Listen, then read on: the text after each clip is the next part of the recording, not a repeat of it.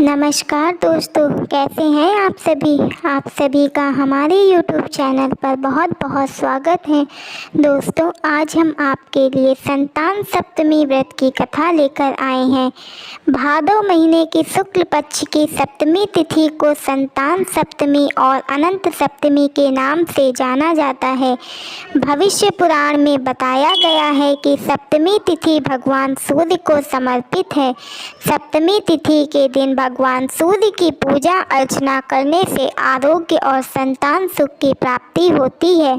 भविष्य पुराण में बताया गया है कि भगवान सूर्य की अष्टदल बनाकर उनकी पूजा करें, भगवान को घी का दीप दिखाएं और लाल फूल, अगर लाल कनेर का फूल मिल जाए तो यह और भी उत्तम फलदायी होगा। इसके साथ गुड़ और आटे का प्रसाद बनाकर भगवान सूर्य को अर्पित करें।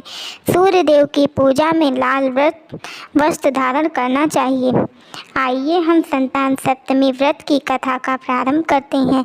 संतान सप्तमी व्रत संतान सुख प्रदान करने वाला व्रत है। इस व्रत से संतान को आरोग्य और दीर्घायु प्राप्ति होती है।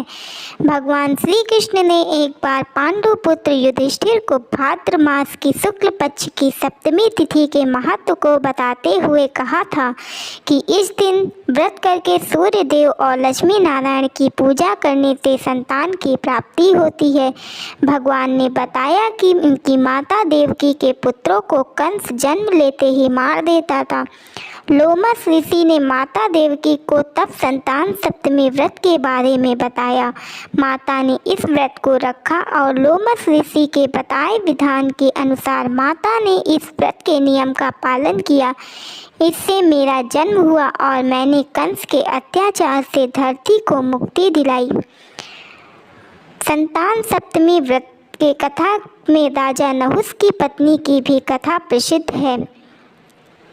आइए अब हम ये कथा भी सुनते हैं। एक समय अयोध्या में बड़े प्रतापी नहुस नामक राजा राज्य किया करते थे। राजा की पत्नी का नाम चंद्रमुखी था, जिनकी एक प्रिय सहेली थी रूपमती। एक बार रानी चंद्रमुखी अपनी सहेली के साथ सरयू तट पर स्नान करने गई तो उन्होंने वहां देखा कि बहुत सी महिलाएं संतान सप्तमी का पूजन कर रही हैं। रानी अपनी सहेली के साथ वहां बैठकर संतान सप्तमी व्रत पूजन देखने लगे। उन्होंने भी निश्चय किया कि संतान सप्तमी के लिए वह इस व्रत को रखा करेंगी। संतान प्राप्ति के लिए वह इस व्रत को रखा करेंगी, लेकिन समय अंतराल में वह भूल गई। समय का चक्र चलता रहा और रानी और उनकी सहेली देह त्याग कर परलोक चली गई। फिर इनका पशु समेत अनेक योनियों में जन्म हुआ और फिर उन्होंने अपने कर्म फल से मनुष्य शरीर प्राप्त किया। रानी चंद्रमुखी ईश्वरी नामक राजकन्या हुई और उनकी सहेली रूपमती ब्राह्मण की कन्या हुई।